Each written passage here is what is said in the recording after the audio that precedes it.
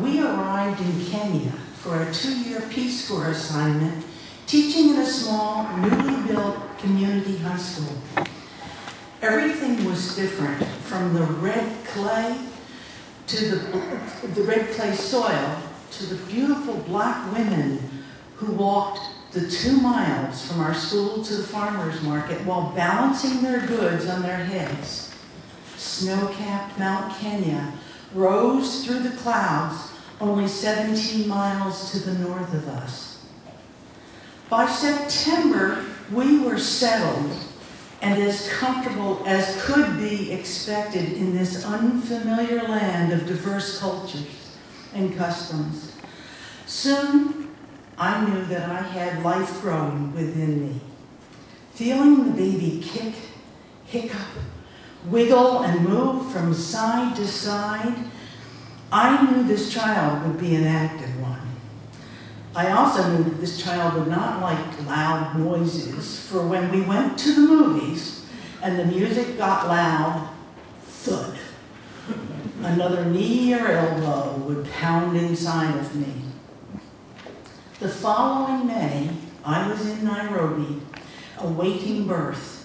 It was 9 days past due date. Was this child ever going to see the light of day? That night, as might be expected in the middle of the night, I woke up at 2 a.m.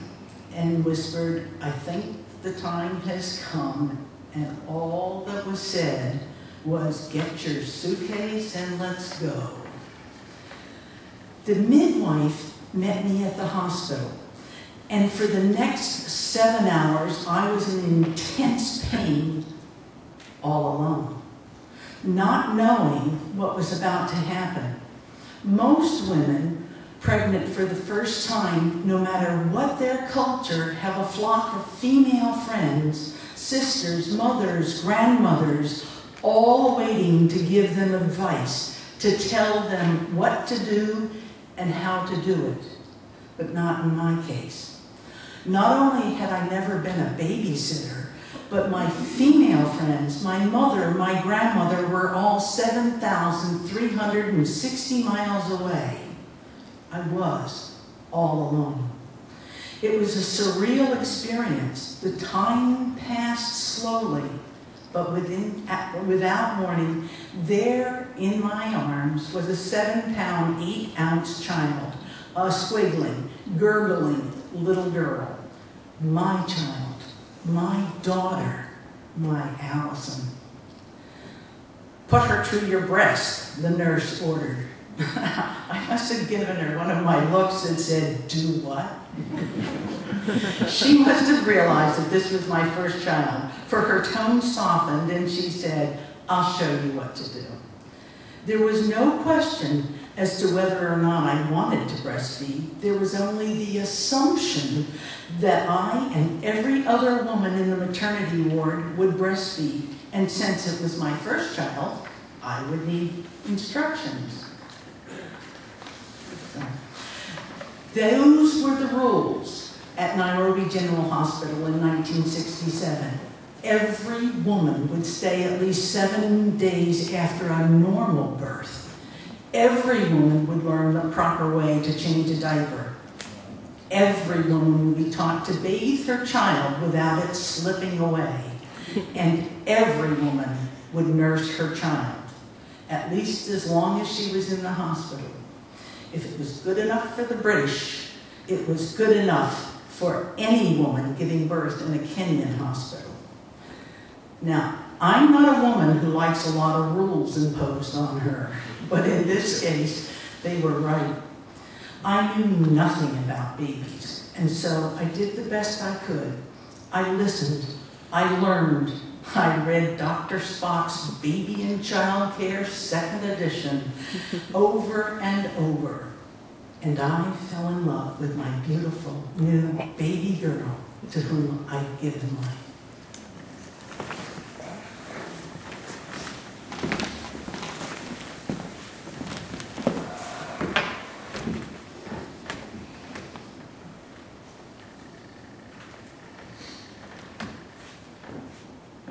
mothers take a lot of crap.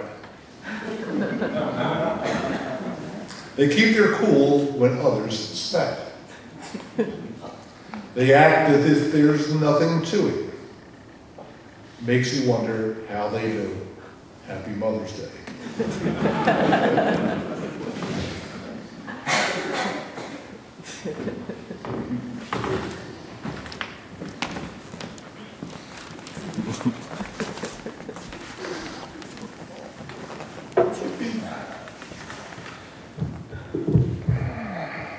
Until I became a mother, my life was, quite honestly, driven primarily by fear. Fear of mistakes, fear of being the center of attention, fear of the unknown, fear of failure, and even fear of success. Somehow, I made it work for me. I made well-considered decisions about everything from marriage and work to footwear. And so it came to be that by the age of 34, I was leading a quiet and contented, if predictable, life. And then along came Gracie. It's 2003. My daughter Grace is 2. We're at the Shore Mall where we spent a couple of fun and somewhat educational hours at the Children's Museum, followed by lunch at the food court. Now it's time to go home. Unfortunately, getting to our car requires us to pass the Children's Museum again on the way out. As we approach, Grace asks if we're going back into the museum. I tell her no, and then I add fuel to the fire by saying that we're going home for a nap. What follows is a temper tantrum so forceful that I believe the Earth's poles may have reversed their magnetic fields. Grace becomes a loud, desperate, and immovable object. Thankfully, she's only 35 inches tall, so I kneel down and begin wrestling maneuvers in an effort to gather her up. We tussle physically and verbally in a surprisingly well-matched bout. I'm not sure how long this goes on before I realize there are 2 mall security guards standing silent at the ready. What I want is for Grace to give up, grab my hand, and let me walk her to the exit. At the very least, I don't want a uniformed audience. But Grace is Grace, and I'm a relatively new mom with not much of a skill set yet for dealing with conflict. And did I mention this kid really needs a nap? So I take a deep breath and the wrestling continues for another minute or 2, in the midst of which Grace cries out, "But Mommy, I don't want to go home." With this, the security guards in unison turn and walk away. I'm still struggling to pick up this child, and she's still wailing, but it's now clear. The security guards weren't worried that I was abusing my child. They were afraid I was kidnapping somebody else's. Relieved, I finally get a hold of Grace and take her home for a nap. Motherhood itself is about love, sacrifice, and caretaking.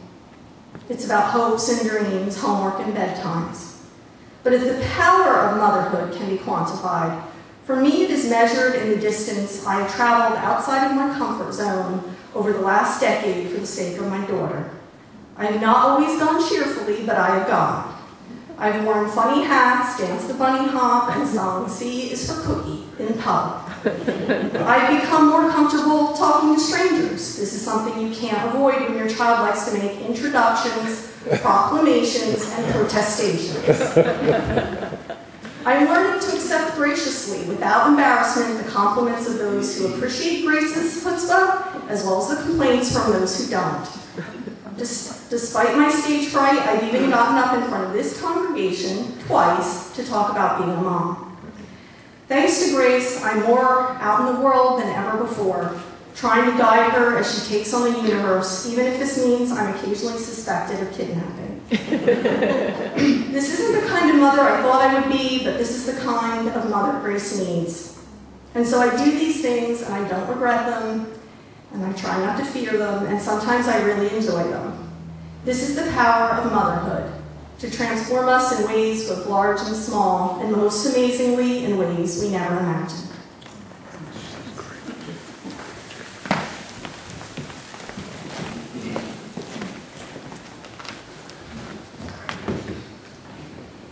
You deserve this day. You're the kind of woman who puts others' needs ahead of her own, and often go the extra mile without even being asked. You're kind and thoughtful and incredibly special. And today I hope you know it. Happy Mother's Day.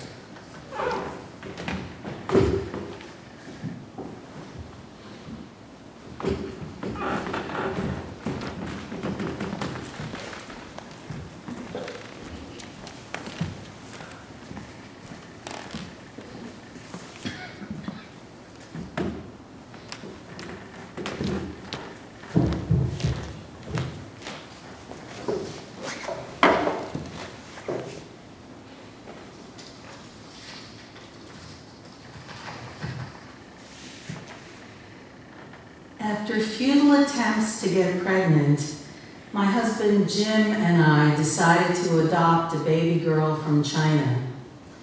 I went to Children's Home Society in Trenton, near where we lived, and while talking to the social worker about our plans, saw some photos of adorable dark-haired children on her desk.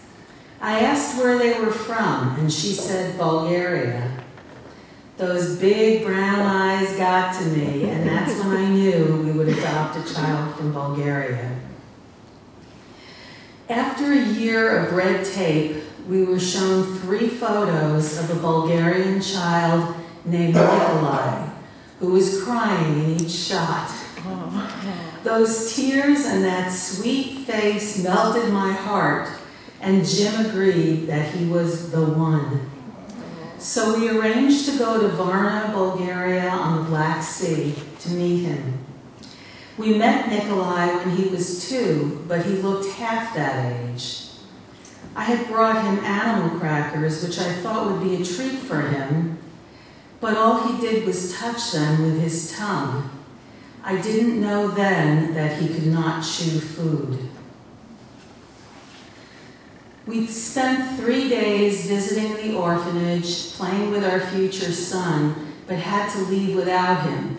It was required that adoptive parents confirm their desire to adopt the child before some additional paperwork in Bulgaria would be processed. Finally, 6 very long months later, we got the call that the paperwork was finalized and we could pick him up. We flew back to Varna and signed papers. Then Nikki took my hand and we walked out of the orphanage as if it were the most natural thing in the world.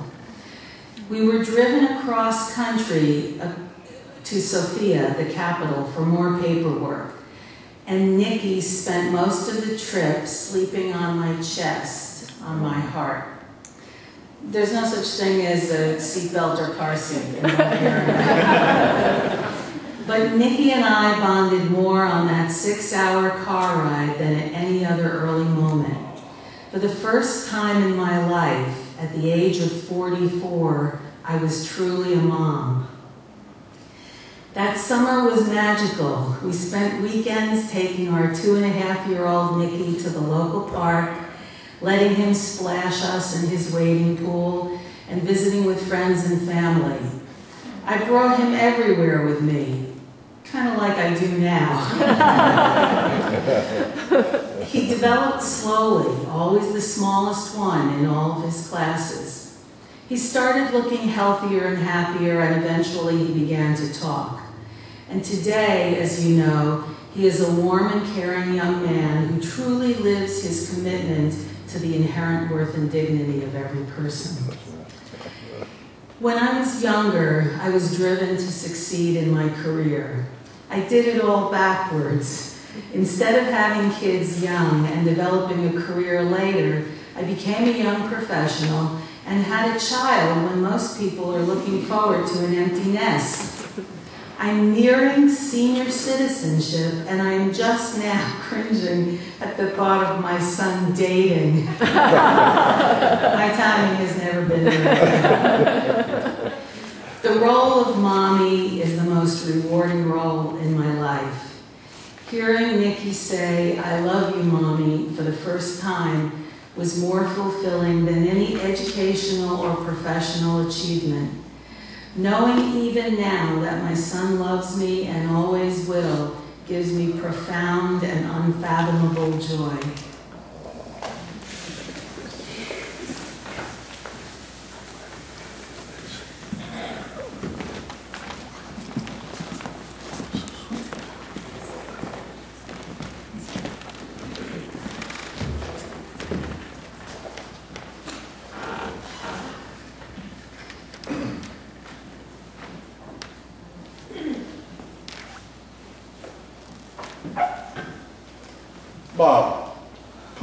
that silly dust mop.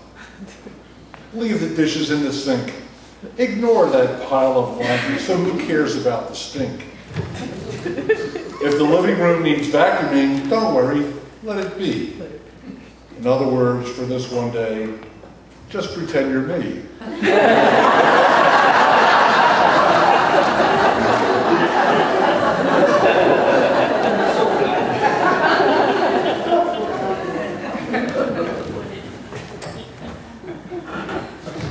Just sit back and let the world be nice to you today. Nobody deserves it more than you. Happy Mother's Day.